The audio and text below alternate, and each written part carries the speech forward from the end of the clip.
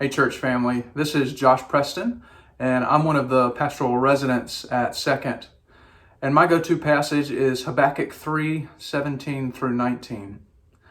The whole book of Habakkuk is essentially this conversation between the prophet Habakkuk and God, wherein Habakkuk is expressing his frustration with God's providence, and God is answering.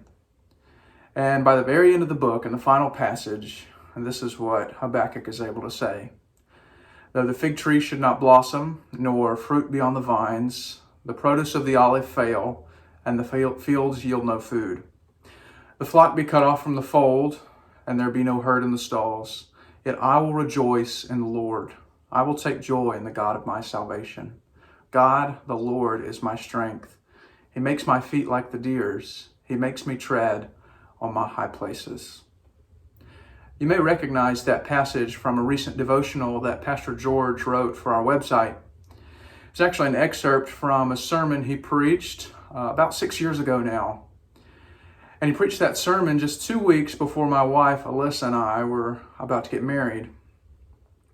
We heard that sermon, and then that week, Alyssa was on her way to pick up her wedding dress when her car broke down.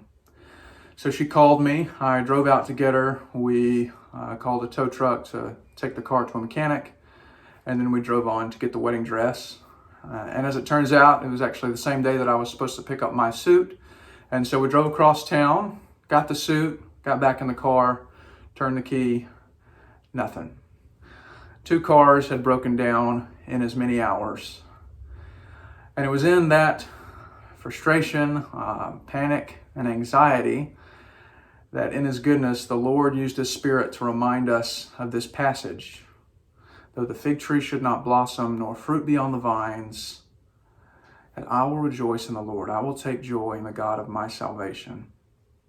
Just a few months later, actually, we were on our way home late at night from a friend's wedding when a deer darted out in the road in front of the car. That following Monday, I got 2 back-to-back phone calls when I was at work. The first was from our insurance adjuster, letting us know what we suspected was the case, was that the car was totaled. And the second was from my doctor, confirming the diagnosis of a chronic illness for which we had been awaiting the results. And again, it was in that time that the Lord brought this passage to mind through His Spirit. Though the flock be cut off from the fold, there be no herd in the stalls. God, the Lord, is my strength. Makes my feet like the deer's. He makes me tread on my high places.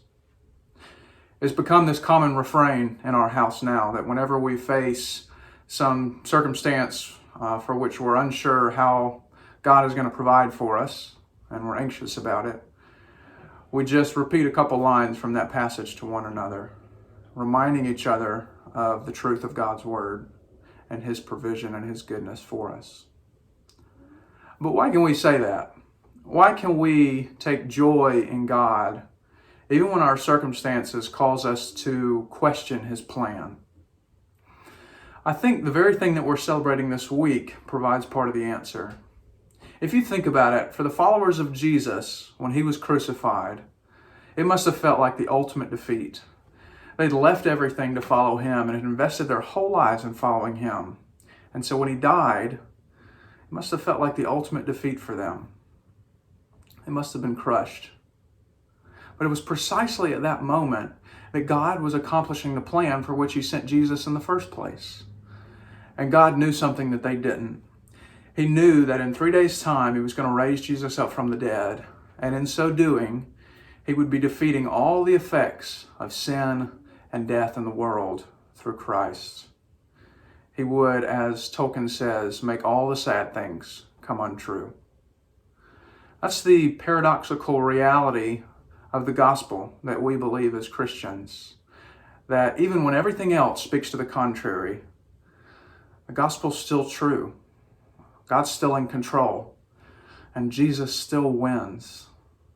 And so, if our circumstances are as trivial as car trouble or as serious as a diagnosis, passing a beloved one, a pandemic, we have the reality of the resurrection to give us hope. And that's what we're looking forward to this Easter Sunday, this week, The fact that even though the fig tree does not blossom, we can take joy in the God of our salvation. Let's look forward to that this Sunday, church family. I love you.